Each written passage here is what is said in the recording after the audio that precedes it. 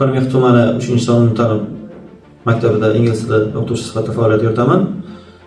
Bu yerda faoliyatim davomida o'quvchilarni bilimini oshirish, ularda xorijiy tillarni o'rgatish, ko'plab yutuqlarga erishishga umumiy tarzda tuman hokimi bilan muloqotda bo'lib, takliflar bildirib turamiz. Shu yaqinda tuman hokimimiz ham tashrif buyurdilar.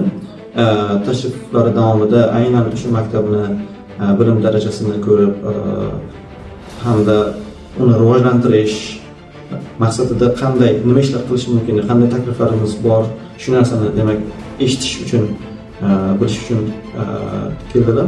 Qanday motivatsiya berish uchun, ko'tarinki ruh bilan faoliyatlarni davom ettirish uchun taklifni berdim. Biroq joyga sayohat qilish edi.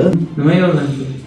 Endi yordam shundaki, o'quvchilarga bu joyga sayohat tashkil faqat o'quvchilarimiz balki sertifikat olgan. Necha kishi bor?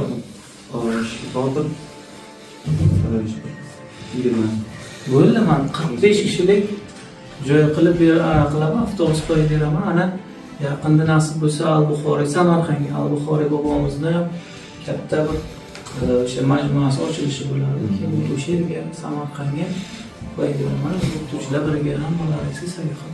Bu taklifim hokim tomonidan ijobiy hal qilindi.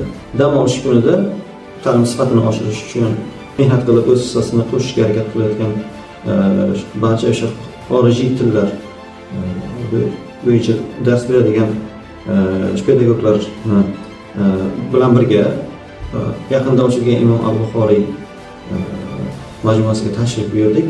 Samarqanddagi undan tashqari yana boshqa joylarga ham tashrif buyurdik. Sayohatimiz juda ham mazmunli o'tdi. Undan juda ham ko'p narsa o'rganib, kelgusida bundanda natijalarga erishishimiz uchun yaxshi motivatsiya bo'ldi deb o'ylayman. Tuman hokimimiz Ruziyev Ruslan Nasirovichga chuqur minnatdorchilik bildiramiz.